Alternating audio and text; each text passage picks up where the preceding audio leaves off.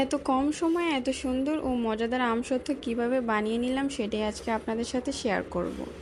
আসসালামু আলাইকুম everyone, welcome to my new page. It's me Sumaiya from Sumus artifice. আমসত্ত্ব বানানোর জন্য প্রথমেই আমি আমগুলো ভালো করে ছিলে নিচ্ছি। এই আমগুলো বাসায় কিছুদিন থাকার কারণে অনেকটাই লাল হয়ে গিয়েছিল। আপনারা চাইলে কাঁচা আমও নিতে পারেন। আপনাদের ইচ্ছে মতো আমগুলো আপনারা যে কোনো সাইজ করে কেটে নেবেন। আমি এভাবে কেটে নিয়েছি।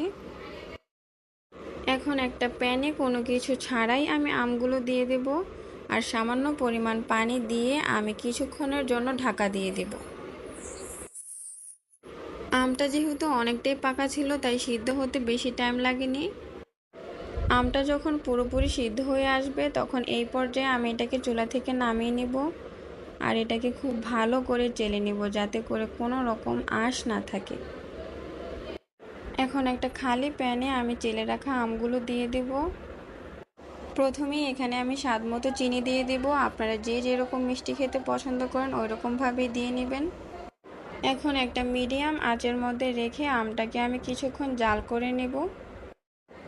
তারপর দিয়ে দেব স্বাদ মতো লবণ। তারপর দিয়ে দিচ্ছি একটু লাল মরিচের গুঁড়ো আর শুকনো মরিচের গুঁড়ো।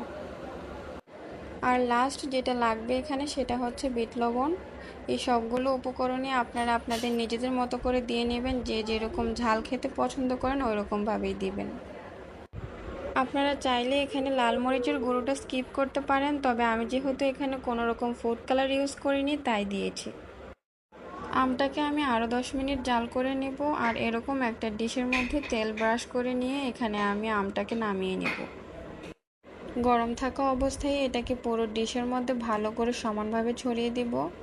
আপনারা চাইলে এটাকে ছাদে রোদের মধ্যে রেখেও শুকাতে পারেন, আবার চাইলে চুলার নিচে রেখেও শুকাতে পারেন।